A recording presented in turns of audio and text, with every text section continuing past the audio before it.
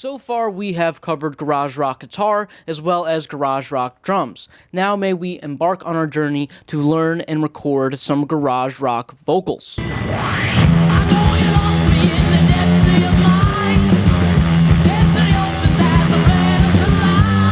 And garage vocals are fun because this is where you really start to show some of your personality and characters into your songwriting. And similar to the last two videos on this topic, we're going to take a very liberal definition of the word garage rock. We're not going to stay confined to the strict characteristics of what exactly happened in the 1960s. There's so many variables there that it's impossible to pinpoint something very specific for a lesson anyway, especially during such an experimental time in music recording. All semantics aside, the point of this video is to merely just influence some people and put some creativity out in the world and hopefully make you get off YouTube and start recording something yourself. And keep in mind, this is just my approach, and I'm just some goober in a tie. I have no idea what I'm doing here. It's really what my experiences have told me, so as always, experiment for yourself and don't take anything I say for gospel. And today for garage rock vocals, we are going to be touching upon writing them, performing them, recording them, and mixing them. And at the end of the video, I will then show examples of me utilizing all the techniques and the gear that I'm going to be talking about today. So stick around for that. And I will also be showcasing some of the songs that are coming out on my debut album. Did I mention I have an album coming out? I'm mentioning it now. You should go listen to it. Okay.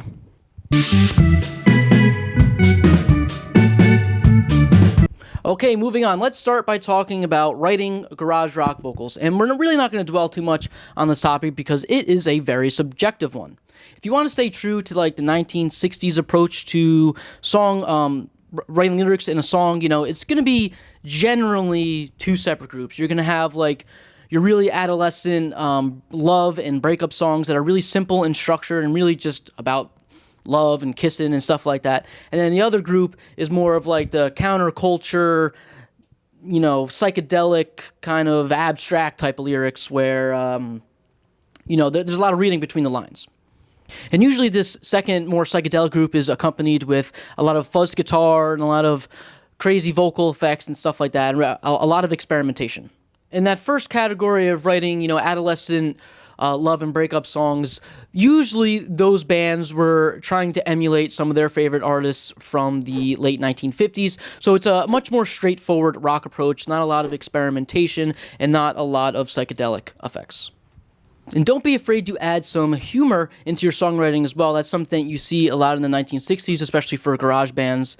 You don't want to overdo the more political and social type of lyrics because then you kind of start to go into more of a punk territory, which is fine if you want to do that, but that's not really 1960s garage rock. You know, the social messages they were talking about were more read between the lines, like I was saying. It's not so upfront and in your face. You kind of have to use your metaphors and so forth.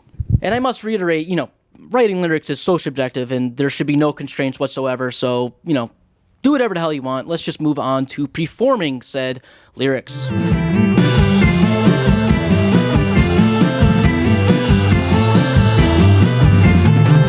Performance is everything when you're recording any track that you're going to be putting on your song. A poor performance can sap all of the energy out of a good song. And a genre such as garage rock that depends so much on its energy, this is something that you want to avoid at all costs. And just because you need a great performance does not mean you need a perfect performance. In fact, a perfect performance is not really encouraged when it comes to garage rock. Sometimes you want some imperfections, and you should learn to embrace this. There are plenty of kind of shaky 60s vocals on the 60 garage rock tracks that are, you know, strengthened through great delivery and great energy on the track. And a great way to capture this energy is to record with a live band. In a situation where the vocalist is able to interact and be in the same room as the rest of the band, you are going to get some great energy in your vocal tracks. Of course, this is not the ideal way to get as much as control as you would if you were recording this person in a isolation booth or in a situation where you're overdubbing the vocals, which is going to be most of the time in a professional setting. You know, it doesn't give you that much of control, but it gives you that energy and that mic live bleed and everything involved with recording in a live band like that really gives some garage quality, because it's not perfect. It's a little messy, there's bleed everywhere, and it's a true live performance. And I think that outweighs anything when it comes to recording a good rock track. And if you're not willing to have the vocalist in the same room of the live band, that is understandable. At least put them in an isolation booth where they could record live with the rest of the band and hopefully be able to see them through a window of some sort so they could interact and feed off the timing of the rest of the band. Alright, so once the vocalist has a set of lyrics and is ready to perform at an adequate level, it is now time to record the vocal track.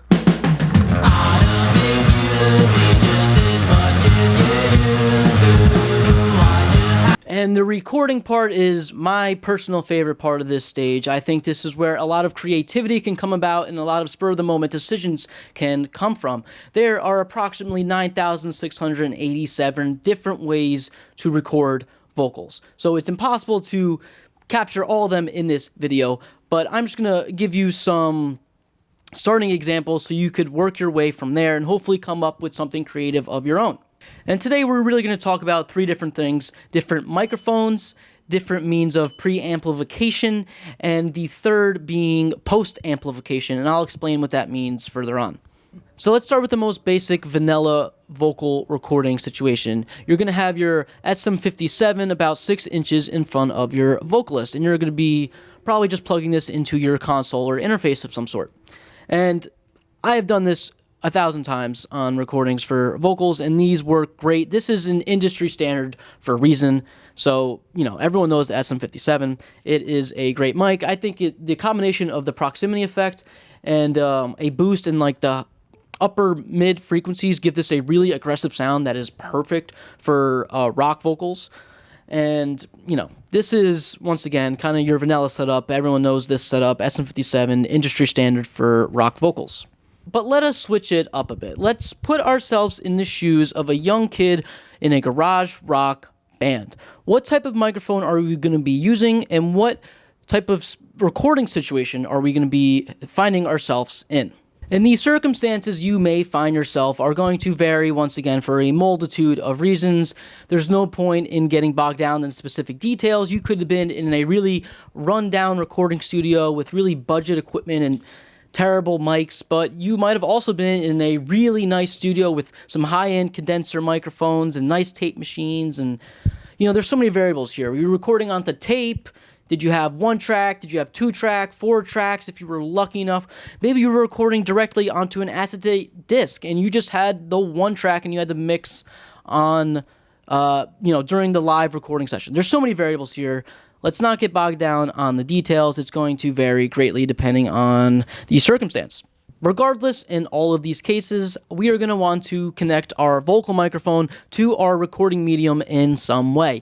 We could either do this by connecting it directly to the machine, we can go through a console with a built-in preamplifier, or we can go to a dedicated preamplifier, maybe something like a UA610 that is a standalone preamplifier stage for your microphone signal. And while it may have been possible we used an SM57 for vocals in the 1960s, because I'm pretty sure that microphone came out in 1965, it is more likely that we were using something like a ribbon microphone on our vocals. And I have used my ribbon microphone multiple times on vocals, and I think it works fantastic. I think it gives a very natural sound, a very balanced sound, and the one thing that I noted, though, is that you tend to want to be a little farther back from a ribbon microphone than you would with a dynamic microphone where you might have it this close to your face when you're recording. The proximity effect tends to be really pronounced with ribbon microphones, at least with the one I have, and because of that, like I said, I tend to back up maybe a foot from the microphone. And there's also a significant possibility you had the luxury of recording your vocals with a high-end condenser microphone, maybe something like a Neumann 67 or something of that sorts, and that is very possible. But personally, when I think of garage rock vocals, I don't think of a high-end mic like this or a high-end ribbon microphone. I think of something cheap, I think of something effective, and I think of something dynamic. And this criteria alone gives you hundreds and hundreds of options, both vintage and new and modern and used. There's so many cheap dynamic microphones out there. If you were watching this video, you probably already own at least one of them, and I bet you that one will do you just fine for garage rock vocals. We want something simple and no frills most of the time. And yes, this is entirely subjective and dependent entirely on my opinion. So do not take anything I say like it's written on some parchment paper somewhere. But I have used a ton of simple and effective dynamic microphones on my vocals. I really enjoy the Electro Voice RE series, stuff like the RE11 I've used a bunch on vocals, really good. I've used this microphone, RE18, on vocals, once again, really, really good on vocals. I have used the EV635A, this son of a bitch. You guys know I talk about this microphone all the time. It is one of my favorites, and I'm pretty sure someone in a different video put in the comments somewhere that Stu McKenzie of King Gizzard and the Lizard Wizard uses this on vocals a lot and he really likes it, and I concur with that if that is true. I think that is a great microphone for all sources, not just vocals. I have also used plenty of harp mics for garage rock vocals for more modern garage rock distorted sound, and these are almost always quarter-inch jack, high impedance, and there are plenty of microphones from the 1960s that have this same characteristic with the quarter-inch jack and a high impedance output, and that was seen on a lot of like home recording, really cheap tape decks. Occasionally you'll get harp mics like this one here, which is kind of like the bullet style, but this one's got an XLR output. Once again, very, very useful. I've used stuff like that a bunch. And obviously with the quarter-inch jack, these harp mics are really meant to be plugged into a guitar amplifier, so once again, that can be something really, really fun to do.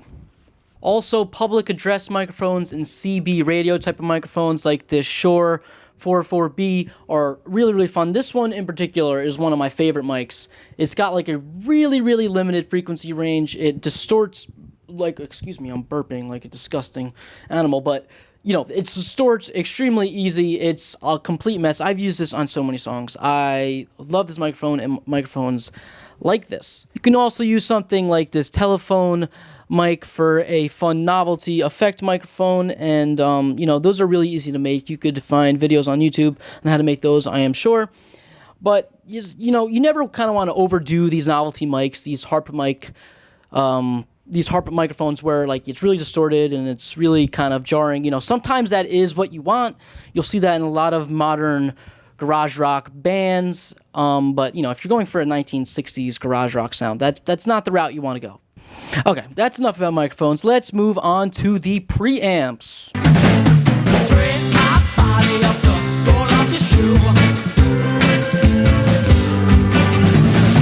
When it comes to preamps, the type and specifics of said preamp are not going to be important at all for this video. You could be using the built-in preamp in your console.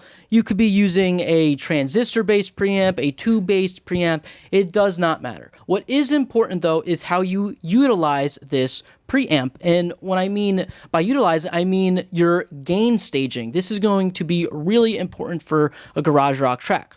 And usually when you're gain staging, you want the very peak of your signal to just be at the limitation of your preamplifier. But in garage rock, there are going to be plenty of circumstances where you are going to want to run your signal hotter than your unit is intended. And this is seen so much on some modern garage rock tracks. In some cases, the vocals are going to be so hot in the preamplification stage that they are limiting to a great degree. And you need to be careful with this. You once again do not want to overdo this. You can take the energy out of a vocal track by doing this, but there are other circumstances where you want that hard limiting. And this exploitation of analog distortion is not going to be something you're going to be able to do if you just are recording into an interface or just using plugins. It's never going to be as fun, honestly, as using something like I have back here to get some analog distortion. You can go on eBay right now and just type in Shure microphone mixer, and there's going to be a bunch of things that come up for like 20, 30 bucks, you are going to have so much more fun with something like that and pushing the levels and getting a really gritty, distorted garage rock sound than trying to, emulate this with some sort of plugin. It's never going to be as fun. I could spend all day talking about the differences sonically between plug-in distortion and analog distortion, but that's not even important. It's honestly just how much more fun it is to use something like my Shure microphone mixer over here. And I recommend, if you buy one of these things, doesn't necessarily have to be a Shure one, but if you do buy one, to get one with a VU meter like so you could kind of keep track or adjust rather how much distortion you are applying to the signal, how much that signal is in the red, so to speak, on your VU meters. And yeah, like that Shure microphone mixer up there, I've used this on so many tracks. There are many songs where I've sent every single track through that Shure microphone mixer, and I don't know. I think that thing sounds great when you push it above its limitations. It's perfect for a 1960s garage rock sound. I can't recommend that enough. If you take away one thing from my video, it is that if you're only recording into an interface, get something cheap like that where you could run your microphone signal into it so you could dirty it up in some way or another. Okay, enough of my subjective rant over. Let's move on. I've also used equipment like my Bogan preamplifier up there for the same purpose, where I just plug a microphone signal to that PA, and then I plug that PA straight into my mixing decks through an aux output. That's fun, and that unit in particular is really, really fun, but the purpose of that unit is actually to be a PA unit, so why not set this up with speakers like a PA system should be? And this is what I meant by post-amplification, using one of these units to power a set of speakers somewhere so you could record those speakers to be your final track. And I particularly love doing this. I think it's great for a live sound. It's also great for a faux live performance. And I've done this setup both on recordings as well as live situations. I particularly use my Yamaha EM mixer for live situations where I'm doing a Hazel Atkins type of performance where I'm playing guitar while sitting on my drum set and singing vocals, and I have my guitar and my vocal microphone running through the PA mixer to a set of speakers, and I add the built-in spring reverb on this mixer. As you know, I crank that to the 10 mark, and as I said, I've used this on songs a bunch. I have a whole video dedicated to using this specific Yamaha machine for vocals and other tracks, so I'm not going to go into too much detail. I have another video on using a guitar amplifier, specifically my twin reverb, for post-amplification of a vocal signal. And when you're utilizing a PA system in this manner, you're also able to utilize the natural room sound that you will have in the room. And you could either pick up this sound through your main microphone next to your speakers and just back that up more to get more of an ambient room sound, or you could use a dedicated second microphone that's backed way off of your speakers that can be mixed in conjunction with your close mic microphone. Okay, I'm like going off the rails here. Let's move on to mixing the vocal track.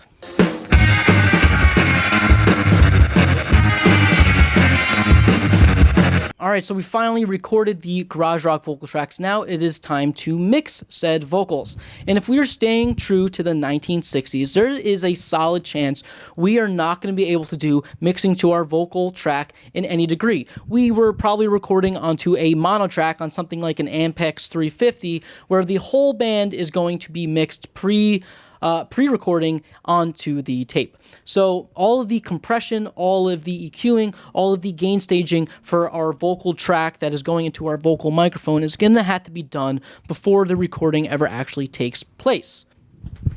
And let's say we are lucky enough to be recording on something like an Ampex 440 where there is more than one track. Let's just say there are 2 tracks, and the whole live instrumental band is going to be on the first track, and the second track is going to be dedicated just for the vocals.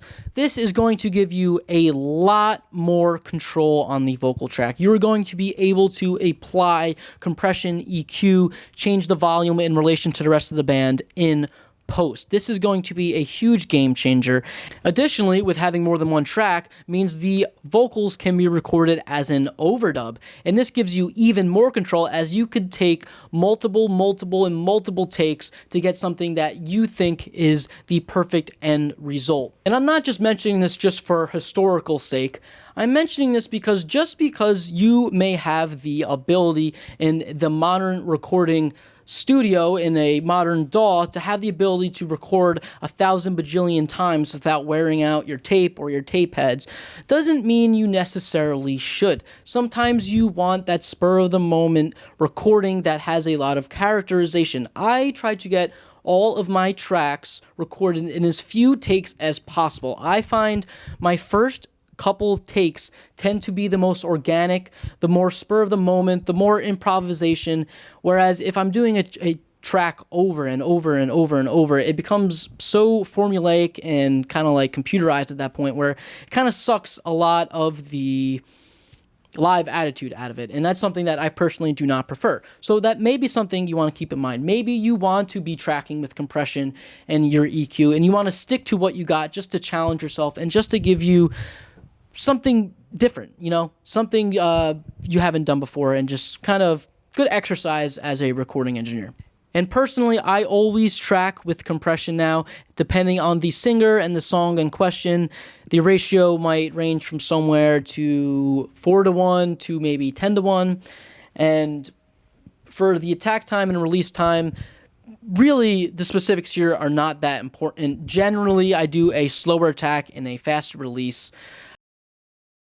If there is a lot of distortion on that vocal track, I do not go as heavy-handed on the compression, because distortion is a limiting method in its own. It is chopping off the tops and bottoms of your signal, so keep that in mind. You may not necessarily even need compression if you're really using a distorted harp mic for the vocal track or something like that. You don't want to completely take out all of the energy of the vocal track. For EQing, I like to keep it as simple as possible. I also try to track with EQ as much as possible. In general, I use the high end to control the clarity of the vocal signal. The upper mid-range I use for any harshness I need to take down a little bit. A lot of microphones and a lot of people's specific voices are really harsh in the kind of upper end of the mid-range, whereas the lower mid-range I use to control the main tone of the vocal track. That is where a lot of your natural vocal frequencies are going to reside in. So you can use that to kind of sculpt the main tone of your vocal track. And the low end I use to kind of control the bottom end, as if you have too much bottom end, you tend to really muddy the mix and everything kind of just gets lost in the sauce, where if you kind of roll it off a lot of the times, it sits in the mix a little better and leaves more room for the bass guitar and the guitar and stuff like that.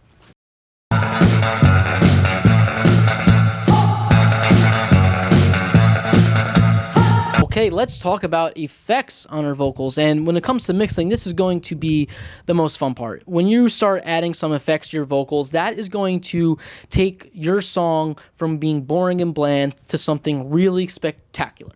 And first things first, you guys already know I'm going to talk about reverb. Reverb on vocals is by far the most widely used effect used on vocals. You are going to see this in every genre of every decade, of every era of music, and for good reason. It is perfect for vocals. I have used plenty of different types of spring reverbs. If you're going for a traditional 60s sound, you'd be using something like a plate reverb, but we're not all rich and have plate reverbs in our house, so that's usually something that's relegated to the high-end recording studios. But as I was saying, I've used many different types of spring reverb. I have a whole series dedicated to using spring reverbs in cheap devices, so I'm not going to spend too much time on that today. At the very least, you could be utilizing your room as an echo chamber for adding some natural reverberation to your tracks. This was used in recording studios since the very, very early beginnings of recording. This is a tried and true method, and you really do not need much for this. You really just need a room a speaker to play back a signal, and a microphone to pick up the sound in the room. You could just use your monitors for this purpose. You can use something like a Bluetooth speaker for this purpose. You could really use anything as long as you just have a microphone somewhere far in the room. And I have used this to my advantage on plenty of songs. The next effect I'll be talking about is tape delay, and this was once again something that was used widely in the 1960s. And I can't mention recording vocals, reverb, and tape delay without mentioning the infamous space echo. This unit has been used on countless of modern garage rock records. It is really easy to spot out because it has such a specific sound, and this thing is iconic for a reason. That being said, I don't use it that often on my vocals, and I think that's because when I first started recording, I overdid this thing way too much on my vocals. It's so easy to go overboard with it, and I think I kind of got it out of my system, so to speak. And so most of the time on my vocal tracks, I really just put some reverb on it, and I use my Fostex unit here as a standalone reverb unit for this purpose. And even when I am going for a tape delay sound, I'm already using my 16 track anyway, so I just use that very easily for a tape delay sound, and that works great. I use my space echo more for like guitar tracks and more of a psychedelic type of thing than my vocal tracks. And the last vocal effect that I think is worth mentioning is double tracking. And this is an effect that has been used widely in the many years of recording. And for good reason. It helps thicken up a vocal track very quickly, and you could get really creative with the second track. You could use a different microphone, different preamp, different singing style, different singing distance, maybe even a different singer. You could adjust the panning to hard pan, both of the double tracks. The possibilities are endless here. You could really get creative with it. It's a great effect. But the reason I am actually mentioning it in this video is because double tracking is a great tool to kind of hide the uglies, so to speak. And I use this a bunch. And when you're working with a vocalist like myself who does not have a lot of experience underneath their belt as a vocalist, and there's a lot of inconsistencies, double tracking can very easily kind of polish the overall sound. It'll hide the minor inconsistencies in your vocal range. It can't fix vocals that are really off, but it can take something that's kind of okay and make it kind of great. Just keep in mind that, a traditional 1960s garage track is not going to have double tracking. That was something that was more relegated to the upper end recording studios that had access to more tracks during their recording process. All right, that's enough yapping out of me. Let's get on to the examples that I have to show you today.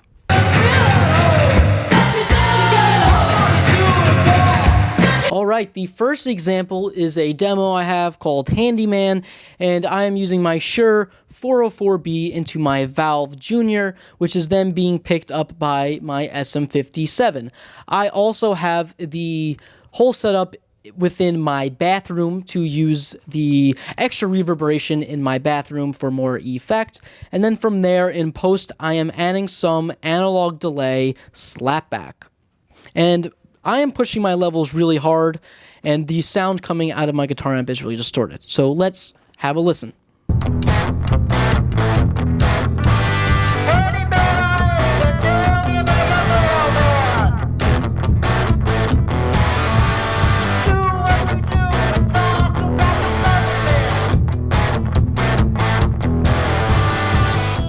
Okay, the next song we are going to be showing here is another demo called Nitro Electric Ferry, and here are two tracks that are kind of singing at each other, so to speak, and one of them is through an SM57 going into my Shure microphone mixer, and the other is my telephone microphone going through my Shure microphone mixer. And in all cases, I am pushing my levels really hard once again.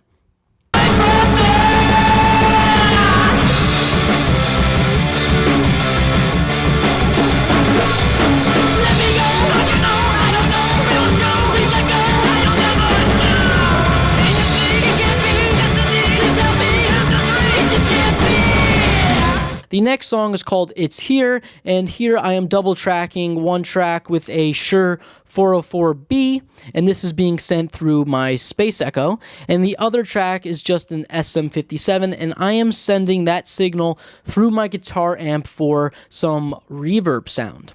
Thank you. All alone, swallow down your fears. You're almost there. It whispers in my ear. Down we go. We're buried underground. It's in my head. We're gonna lose you now. The next song I'm going to showcase is called Tetralogy of Fallot, and in this one I am using a harp mic, and the specific reason I wanted to show this part of the song is I was jumping around like a crazy person, getting into this song and really singing my heart out for the performance, and I really wanted to showcase what I meant by trying to getting in the energy of the song and giving the vocal track some extra oomph.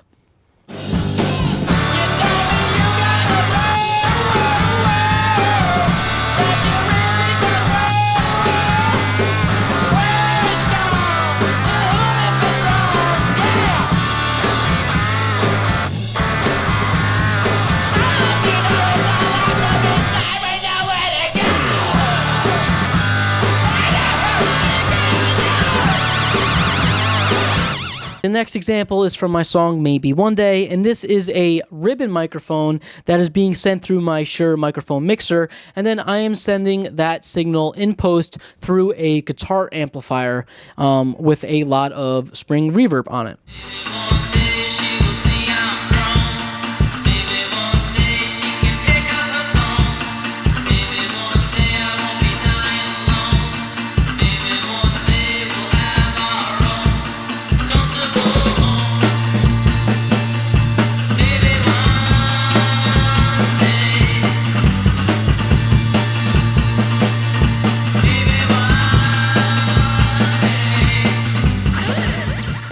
The next song is called Night Clouds, and in that I am using my EV635A, once again through my Shure microphone mixer, and that is also double tracked with an RE15, once again going through my Shure microphone mixer. As you could tell, I use, or at least used to use, that Shure microphone a lot on my songs.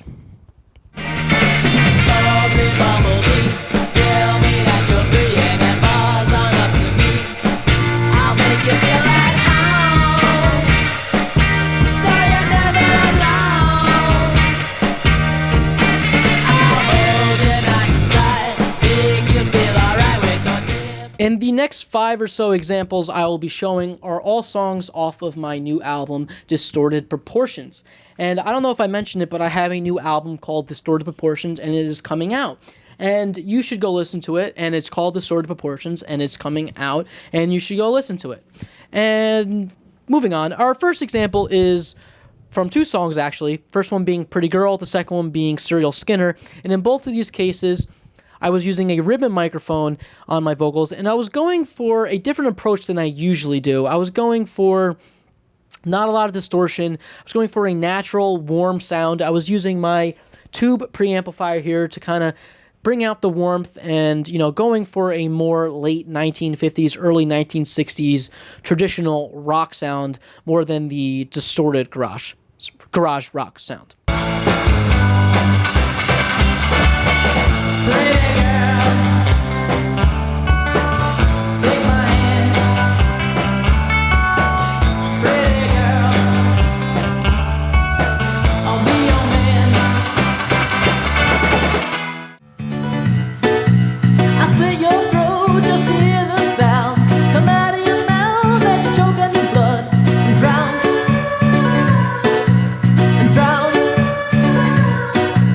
I'll pull your head in a pickle jar.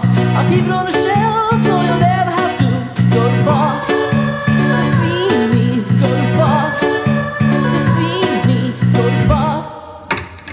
The next song is called Doped Up Dogs, and in this one I just want to showcase me once again using that Shure 404B microphone.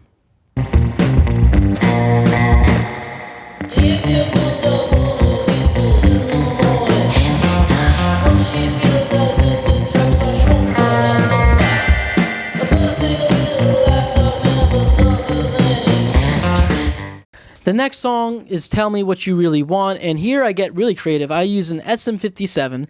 I send that microphone signal through my Yamaha mixer, my EM-150, and then record the signal coming out of the speakers from there. And then I, in post, take that same signal and I run it back through my twin reverb to add even more reverb to the vocal track. And then I am recording my twin reverb with my EV-RE15. And then I don't stop from there. I wind up adding more spring reverb with my Fostex unit from there. I really added a lot of reverb at 3 different stages of reverb on this track, and you could tell in the end result. And I was really going for a live room band type of sound. So you guys let me know what you think.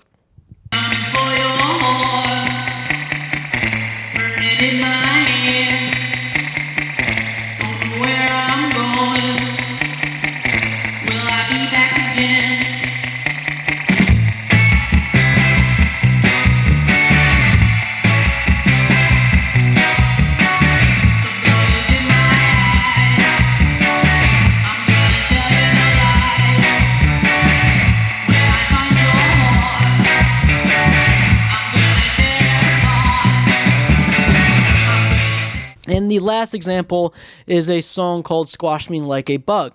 And this example I'm kind of using as an example of kind of what not to do. I used my Sony ECM23F for this vocal track, and this is a cheap AA battery-powered condenser microphone, and this is not what you should be using for vocals. And the reason I'm kind of showing it is even when you have microphones that are not good for a garage track, you can make them work, and having a crappy microphone should not stop you whatsoever from recording some music. Always have fun with it and use it to your advantage. So in addition to me using this condenser microphone, I'm sending it through my tube preamplifier, and then I am adding some space echo from there. Hope you enjoy it. It's not every day the sun refuses to shine its light on me. The nectar in my eyes drips right out of my dream. I peered up into the sky, wondering where the sunlight chose to. And that is it for today, folks. Hopefully you guys learned a thing or two, or at least are influenced in some way to turn YouTube off and go in your recording studio and try something different. And I hate to make these types of videos because it can be extremely subjective at some points, and a lot of my advice is just coming from my own personal opinions, and I must urge you to find your own way, especially in a genre like garage rock where it's all about experimentation and using what you got in the tools that you have at your disposal. And in all seriousness, I would love for you guys to listen to my album. I would love to get some feedback, whether that be negative, positive, or somewhere in between. I would really appreciate the feedback.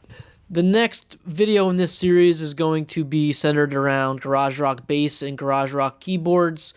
So that'll happen sometime in the near future when I get to it. I have like 1,000 other videos planned, and I'm trying to get them out there as soon as possible. Thank you guys for watching. I hope you enjoyed yourself. Have a good night.